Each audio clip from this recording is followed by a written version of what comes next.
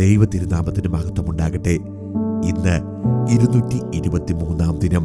ന്യായാധിപന്മാർ 12 അധ്യായം, യെശയ്യാ പ്രവാചകന്റെ പുസ്തകം 39 അധ്യായവും 1 പത്രോസ് 1 അധ്യായവും വായിക്കാം. ന്യായാധിപന്മാർ 12 അധ്യായം. അനന്തരം എഫ്രേമ്യർ ഒന്നിച്ചുകൂടി വടക്കോട്ട് ചെന്ന് ഇബ്താഹിനോട്, നീ അമ്മോന്യരോട് യുദ്ധം ചെയ്യുവാൻ പോയപ്പോൾ കൂടെ പോരേണ്ടതിന് ഞങ്ങളെ വിളിക്കാഞ്ഞത് എന്ത്? ഞങ്ങൾ നിന്നെ അകത്തിട്ട് വീട്ടിന് തീ വച്ച് ചുട്ടുകളയുമെന്ന് പറഞ്ഞു. ഇബ്താഹ് അവരോട്, എനിക്കും എൻ്റെ ജനത്തിനും അമ്മോന്യരോട് വലിയ കലഹമുണ്ടായി. ഞാൻ നിങ്ങളെ വിളിച്ചപ്പോൾ നിങ്ങൾ അവരുടെ കയ്യിൽ നിന്ന് എന്നെ രക്ഷിച്ചില്ല. നിങ്ങൾ എന്നെ രക്ഷിക്കയില്ല എന്ന് കണ്ടപ്പോൾ ഞാൻ എൻ്റെ ജീവനെ ഉപേക്ഷിച്ചും കൊണ്ട് അമ്മോന്യരുടെ നേരെ ചെന്നു. യഹോവ അവരെ എൻ്റെ കയ്യിൽ ഏൽപ്പിച്ചു.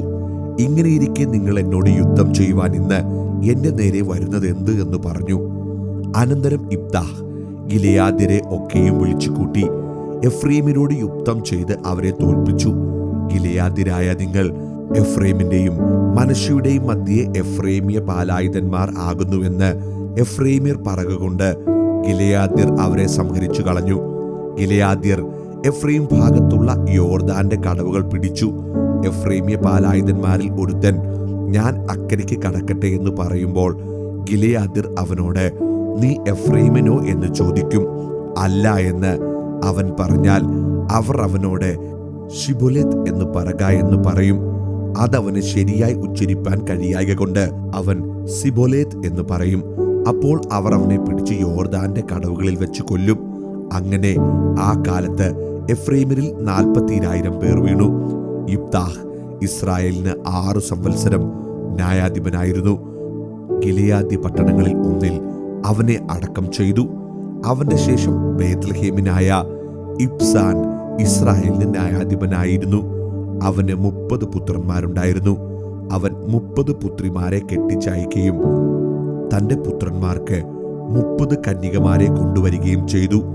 അവൻ ഇസ്രായേലിന് 70 സംവത്സരം ന്യായാധിപനായിരുന്നു.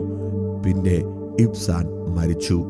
ബേത്ലഹേമിൽ അവനെ അടക്കം ചെയ്തു. അവന്റെ ശേഷം സെബൂല്യനായ ഏലോൻ ഇസ്രായേലിന് ന്യായാധിപനായി 10 സംവത്സരം ഇസ്രായേലിൽ ന്യായപാലനം ചെയ്തു. പിന്നെ സെബുലൂനായ ഏലോൻ മരിച്ചു. അവനെ സെബുലൂൻ നാട്ടിൽ അയ്യാലോനിൽ അടക്കം ചെയ്തു. അവന്റെ ശേഷം ഹില്ലേലിന്റെ മകനായ അബ്ദോൻ എന്ന ഒരു പീരാതോന്യൻ ഇസ്രായേലിന് ന്യായാധിപനായിരുന്നു. 70 കഴുത പുറത്ത് കയറി ഓടിക്കുന്ന 40 പുത്രന്മാരും 30 പൗത്രന്മാരും അവനുണ്ടായിരുന്നു. അവൻ ഇസ്രായേലിന് 8 സംവത്സരം ന്യായാധിപനായിരുന്നു. പിന്നെ ഹില്ലേലിന്റെ മകനായ അബ്ദോൻ എന്ന പീരാതോന്യൻ മരിച്ചു. അവനെ എഫ്രൈം ദേശത്ത് അമാലേക്യരുടെ മലനാട്ടിലെ പീരാതോനിൽ അടക്കം ചെയ്തു. യെശയ്യാവ് 39. ആ കാലത്ത് ബലദാന്റെ മകനായ മേരോദക് ബലദാൻ എന്ന ബാബേൽ രാജാവ് ഹിസ്കിയാവിന് രോഗം പിടിച്ചിട്ട് സുഖമായി എന്ന് കേട്ടതുകൊണ്ട് അവന് എഴുത്തും സമ്മാനവും കൊടുത്തയച്ചു. ഹിസ്കിയാവ് അവരെക്കുറിച്ച് സന്തോഷിച്ച് തന്റെ ഭണ്ഡാരഗ്രഹവും പൊന്നും വെള്ളിയും സുഗന്ധവർഗവും പരിമള തൈലവും ആയുധശാലയൊക്കെയും തന്റെ ഭണ്ഡാരത്തിലുള്ള സകലവും അവരെ കാണിച്ചു. തന്റെ രാജധാനിയിലും തന്റെ ആധിപത്യത്തിൽപ്പെട്ട സകലത്തിലും ഹിസ്കിയാവ് അവരെ കാണിക്കാത്ത ഒരു വസ്തുവും ഇല്ലായിരുന്നു. അപ്പോൾ യെശയ്യാ പ്രവാചകൻ ഹിസ്കിയാ രാജാവിന്റെ അടുക്കൽ വന്ന് അവനോട്, ഈ പുരുഷന്മാർ എന്തു പറഞ്ഞു?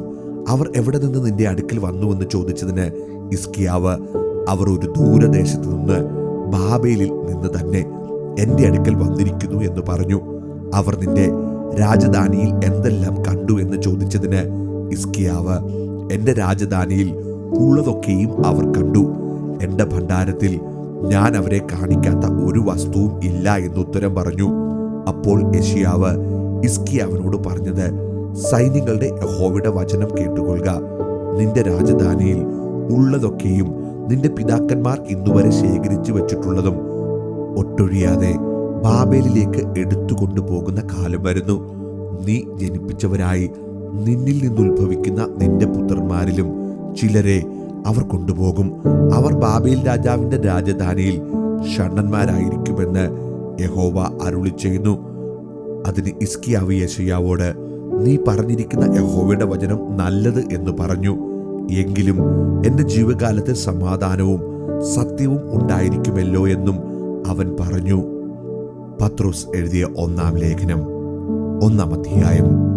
യേശുക്രിസ്തുവിന്റെ അപ്പോസ്തലനായ പത്രോസ് പൊന്തോസിലും ഗലാത്യയിലും കപ്പദോക്യയിലും ആസ്യയിലും ബിഥുന്യയിലും ചിതറിപ്പാർക്കുന്ന പരദേശികളും പിതാവായ ദൈവത്തിന്റെ മുന്നറിവിന് ഒത്തവണ്ണം ആത്മാവിന്റെ വിശുദ്ധീകരണം പ്രാപിച്ച് അനുസരണം കാണിപ്പാനും യേശുക്രിസ്തുവിന്റെ രക്തത്താൽ തളിക്കപ്പെടുവാനുമായി വൃതന്മാരായവർക്ക് എഴുതുന്നത്, നിങ്ങൾക്ക് കൃപയും സമാധാനവും വർദ്ധിക്കുമാറാകട്ടെ. നമ്മുടെ കർത്താവായ യേശുക്രിസ്തുവിന്റെ പിതാവായ ദൈവത്തിന് സ്തോത്രം. അവൻ മരിച്ചവരുടെ ഇടയിൽ നിന്നുള്ള യേശുക്രിസ്തുവിന്റെ പുനരുദ്ധാനത്താൽ തന്റെ കരുണാധിക്യ പ്രകാരം നമ്മെ ജീവനുള്ള പ്രത്യാശയ്ക്കായി അന്ത്യകാലത്തിൽ വെളിപ്പെടുവാൻ ഒരുങ്ങിയിരിക്കുന്ന രക്ഷയ്ക്ക് വിശ്വാസത്താൽ ദൈവശക്തിയിൽ കാക്കപ്പെടുന്ന നിങ്ങൾക്ക് വേണ്ടി സ്വർഗത്തിൽ സൂക്ഷിച്ചിരിക്കുന്നതും ക്ഷയം, മാലിന്യം, വാട്ടം എന്നിവ ഇല്ലാത്തതുമായ അവകാശത്തിനായി തന്നെ വീണ്ടും ജനിപ്പിച്ചിരിക്കുന്നു. അതിൽ നിങ്ങൾ ഇപ്പോൾ അല്പനേരത്തേക്ക് നാനാ പരീക്ഷകളാൽ ദുഃഖിച്ചിരിക്കേണ്ടി വന്നാലും ആനന്ദിക്കുന്നു. അഴിഞ്ഞു പോകുന്നതും തീയിൽ ശോധന കഴിക്കുന്നതുമായ പൊന്നിനേക്കാൾ നിങ്ങളുടെ വിശ്വാസത്തിന്റെ പരിശോധന വിലയേറിയത് എന്ന് യേശുക്രിസ്തുവിന്റെ പ്രത്യക്ഷതയിൽ പുകഴ്ചയ്ക്കും തേജസ്സിനും മാനത്തിനുമായി കാണാൻ അങ്ങനെ ഇടവരും. അവനെ നിങ്ങൾ കണ്ടിട്ടില്ലെങ്കിലും സ്നേഹിക്കുന്നു. ഇപ്പോൾ കാണാതെ വിശ്വസിച്ചും കൊണ്ട് നിങ്ങളുടെ വിശ്വാസത്തിന്റെ അന്തമായ ആത്മരക്ഷ പ്രാപിക്കുകയും പറഞ്ഞു തീരാത്തതും മഹിമയുള്ളതുമായ സന്തോഷത്തോടെ ആനന്ദിക്കുകയും ചെയ്യുന്നു. നിങ്ങൾക്ക് വരുവാനിരിക്കുന്ന കൃപയെക്കുറിച്ച് പ്രവചിച്ച പ്രവാചകന്മാർ ഈ രക്ഷയെ ആരാഞ്ഞ് അന്വേഷിച്ചിരുന്നു. അവരിലുള്ള ക്രിസ്തുവിൻ ആത്മാവ് ക്രിസ്തുവിന് വരേണ്ടിയ കഷ്ടങ്ങളെയും പിൻവരുന്ന മഹിമയും മുമ്പിൽ കൂട്ടി സാക്ഷീകരിച്ചപ്പോൾ സൂചിപ്പിച്ച സമയമേതോ എങ്ങനെയുള്ളതോ എന്ന് പ്രവാചകന്മാർ ആരാഞ്ഞു നോക്കി. തങ്ങൾക്കായിട്ടല്ല, നിങ്ങൾക്കായിട്ടത്രേ തങ്ങൾ ആ ശുശ്രൂഷ ചെയ്യുന്നുവെന്ന് അവർക്ക് വെളിപ്പെട്ടു. സ്വർഗത്തിൽ നിന്ന് അയച്ച പരിശുദ്ധാത്മാവിനാൽ നിങ്ങളോട് സുവിശേഷം അറിയിച്ചവർ അത് ഇപ്പോൾ നിങ്ങളെ ഗ്രഹിപ്പിച്ചിരിക്കുന്നു. അതിലേക്ക് ദൈവദൂതന്മാരും കുനിഞ്ഞു നോക്കുവാൻ ആഗ്രഹിക്കുന്നു. ആകയാൽ നിങ്ങളുടെ മനസ്സ് ഉറപ്പിച്ച് നിർമ്മതരായി യേശുക്രിസ്തുവിന്റെ പ്രത്യക്ഷതയെങ്കിൽ നിങ്ങൾക്ക് വരുവാനുള്ള കൃപയിൽ പൂർണ്ണ പ്രത്യാശ വെച്ചുകൊള്ളുവീൻ. പണ്ട് നിങ്ങളുടെ അജ്ഞാനകാലത്ത് ഉണ്ടായിരുന്ന മോഹങ്ങളെ മാതൃകയാക്കാതെ നിങ്ങളെ വിളിച്ച വിശുദ്ധന് ഒത്തവണ്ണം അനുസരണമുള്ള മക്കളായി എല്ലാ നടപ്പിലും വിശുദ്ധരാകുവിൻ. ഞാൻ വിശുദ്ധനാകയാൽ നിങ്ങളും വിശുദ്ധരായിരിപ്പീനെന്ന് എഴുതിയിരിക്കുന്നുവല്ലോ. മുഖപക്ഷം കൂടാതെ ഓരോരുത്തന്റെ പ്രവൃത്തിക്ക് തക്കവണ്ണം ന്യായം വിധിക്കുന്നവനെ നിങ്ങൾ പിതാവ് എന്ന് വിളിക്കുന്നുവെങ്കിൽ നിങ്ങളുടെ പ്രവാസകാലം ഭയത്തോടെ കഴിപ്പീൻ. വ്യർത്ഥവും പിതൃപാരമ്പര്യവുമായുള്ള നിങ്ങളുടെ നടപ്പിൽ നിന്ന് നിങ്ങളെ വീണ്ടെടുത്തിരിക്കുന്നത് പൊന്ന്, വെള്ളി മുതലായ അഴിഞ്ഞുപോകുന്ന വസ്തുക്കളെ കൊണ്ടല്ല, ക്രിസ്തു എന്ന നിർദോഷവും നിഷ്കളങ്കവുമായ കുഞ്ഞാടിന്റെ വിലയേറിയ രക്തം കൊണ്ടത്രയെന്ന് നിങ്ങൾ അറിയുന്നുവല്ലോ. അവൻ ലോകസ്ഥാപനത്തിന് മുമ്പേ മുന്നറിയപ്പെട്ടവനും അവൻ മുഖാന്തരം ദൈവത്തിൽ വിശ്വസിക്കുന്ന നിങ്ങൾ നിമിത്തം ഈ അന്ത്യകാലത്ത് വെളിപ്പെട്ടവനുമാകുന്നു. നിങ്ങളുടെ വിശ്വാസവും പ്രത്യാശയും ദൈവത്തിൽ വെച്ചു കൊള്ളേണ്ടതിന് ദൈവം അവനെ മരിച്ചവരുടെ ഇടയിൽ നിന്ന് എഴുന്നേൽപ്പിച്ചു. അവന് തേജസ് കൊടുത്തുമിരിക്കുന്നു. എന്നാൽ സത്യം അനുസരിക്കയാൽ നിങ്ങളുടെ ആത്മാക്കളെ നിർവ്യാജമായ സഹോദര പ്രീതിക്കായി നിർമ്മലീകരിച്ചിരിക്കൊണ്ട് ഹൃദയപൂർവ്വം അന്യോന്യം ഉറ്റു സ്നേഹിപ്പീൻ. കെടുന്ന ബീജത്താലല്ല, കെടാത്തതിനാൽ ജീവനുള്ളതും നിലനിൽക്കുന്നതുമായ ദൈവജനത്താൽ തന്നെ നിങ്ങൾ വീണ്ടും ജനിച്ചിരിക്കുന്നു. സകല ജഡവും പുല്ലുപോലെയും അതിന്റെ ഭംഗി എല്ലാ പുല്ലിന്റെ പൂ പോലെയും ആകുന്നു. പുല്ലുവാടി പൂവിതിർന്നുപോയി, കർത്താവിന്റെ വചനമോ എന്നേക്കും നിലനിൽക്കുന്നു. അതാകുന്നു നിങ്ങളോട് പ്രസംഗിച്ച വചനം.